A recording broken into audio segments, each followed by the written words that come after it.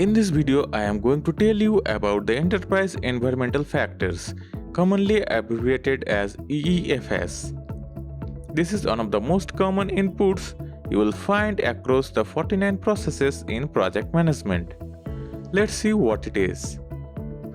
Every company you work for will have its own unique methods, ways, laws, and culture.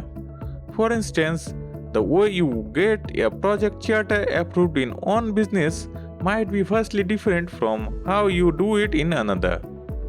Laws and regulations can vary, especially if one company is in healthcare and another is in finance. Each company has a unique culture. When I think of enterprise environmental factors, I think of company culture. These factors impact the project, but are not part of project itself. They influence the organization, the projects, and their outcomes. They are things that can enhance or constrain the project. EEFs are divided into two categories, internal and external. The internal factors are company structure and governance. This includes who is in charge and how things are getting approved.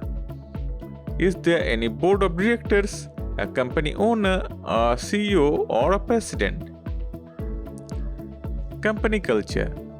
The overall culture and the company's appetite for risk. Some companies are more willing to accept risk than others. Communication channels.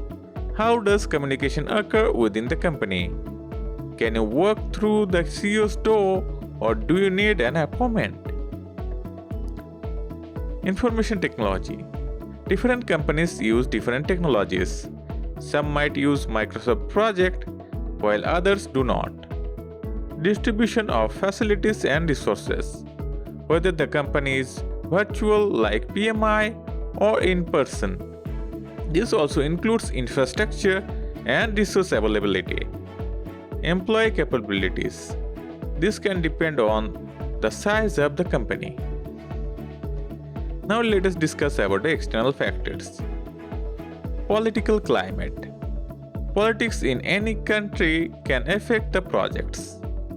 Government and industry standards. These vary by industry like construction versus healthcare. Commercial database. Access to different databases. Legal restrictions. Laws and restrictions must be followed. Financial considerations. Financing of the project, whether internal or external. Now let us see the impacts of EEFs on projects. EEFs are inputs in almost every one of the 49 processes. Let's discuss why. Project management plan. Laws and regulation can affect this plan. If there are specific laws to follow, they need to be included. Project charter. The structure of business matters for approval. Knowing how and where to go for approval is crucial. Project execution. Knowing the technology solution in use is necessary. Do we use Microsoft Project or Excel? Project closure. Understanding project procedure for closing the project. The EEFs are specific to businesses, and every company will have different EEFs.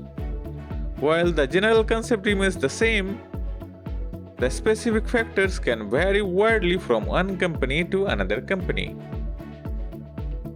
Hopefully this makes sense. EEFs are one of the most common inputs in project management, along with organizational project assets (OPS), which we will discuss soon. Understanding EEFs is crucial as they will influence almost every aspect of your project.